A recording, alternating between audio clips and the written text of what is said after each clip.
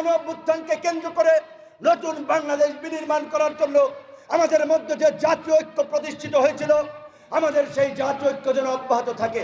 আমাদের দল মতের পার্থক্য থাকবে, রাজনৈতিক ভিন্নতা থাকবে, কিন্তু আওয়ামী ফ্যাসিবাদকে ঠেকাতে যেন আমরা সবাই এক অভিন্ন অবস্থান থেকে লড়াই করি।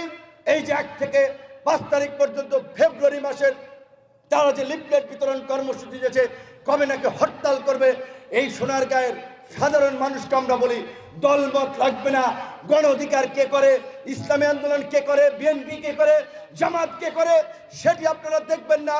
যারা আপনাদের সন্তানদের বুকে গুলি চালিয়ে, হেলিকপ্টার দিয়ে বোমা মেরে ক্ষমতায় থাকতে চেয়েছে, যারা বাংলাদেশকে দিল্লির তাবেদারি রাষ্ট্রে পরিণত করেছিল, ওই ফ্যাসিস্ট আওয়ামী লীগকে রাস্তায় দেখলে সকলে দলমত নির্বিশেষে প্রতিহত করবেন। তোমাদের নেতা নেত্রীরাই লুঙ্গি গামছা ছাড়া সীমান্ত দিয়ে পালাইছে, আর তোমরা এখন লিফলেট বিলি করবা, হরতাল করবা, রাস্তায় নাইমা দেখো।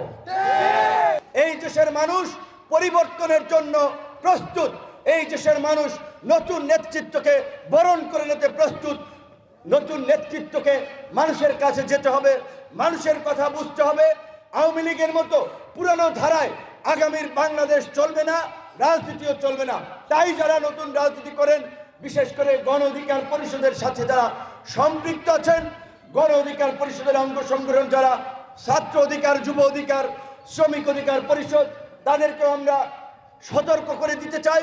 ছাত্রলীগ, যুবলীগের মতো রাস্তা থেকে চাঁদাবাজি, মার্কেট থেকে চাঁদাবাজি, নদীর পারে দখলদারি, সরকারি জমি দখলদারি, এই সমস্ত কাজকর্ম যদি আপনারাও করেন, আপনারা কিন্তু জনগণের দ্বারা প্রত্যাখ্যাত হবেন।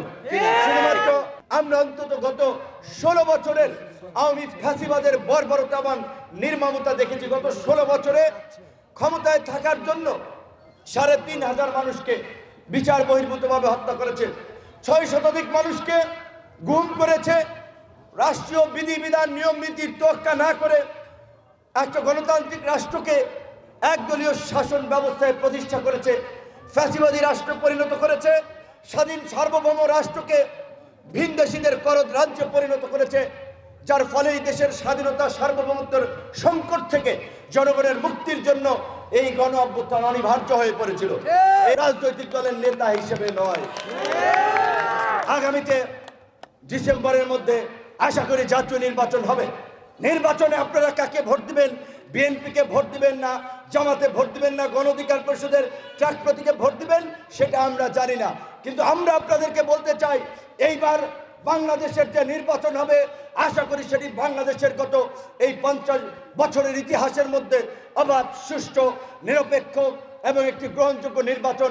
কাজে এই নির্বাচনে আপনাদেরকে সিদ্ধান্ত নিতে হবে, আপনারা কোনো ধান্দাবাজ, চাঁদাবাজ, মাফিয়া, দখলদার, সন্ত্রাসীকে ভোট দিয়ে জনপ্রতিনিধি বানাবেন, নাকি সাধারণ মানুষ, সমাজ সেবক, নতুন প্রজন্মের প্রতিনিধিদেরকে বেছে দিবেন। Choice is yours. এবং সরকারকে বলবো, আজকে আইন শৃঙ্খলা বাহিনীর যে কার্যক্রম, ভূমিকা, সেটি নিয়ে জনমনে প্রশ্ন রয়েছে। বাজারের দ্রব্যমূল্যের যে ঊর্ধ্বগতি, সেটি নিয়ে জনমনে ক্ষোভ রয়েছে। তাই জনগণের মনে স্বস্তি দেওয়ার জন্য প্রয়োজনীয় পদক্ষেপ নেন। বিমান ভাড়া নিয়ে প্রবাসীরা ক্ষুব্ধ, এই রকমের মৌলিক পণ্যে আপনারা শুল্ক বাড়িয়ে জনগণের বিরুদ্ধে অবস্থান নিয়েছেন। এই গণবিরোধী অবস্থান থেকে সরে আসবেন। সবাই ভালো থাকবেন।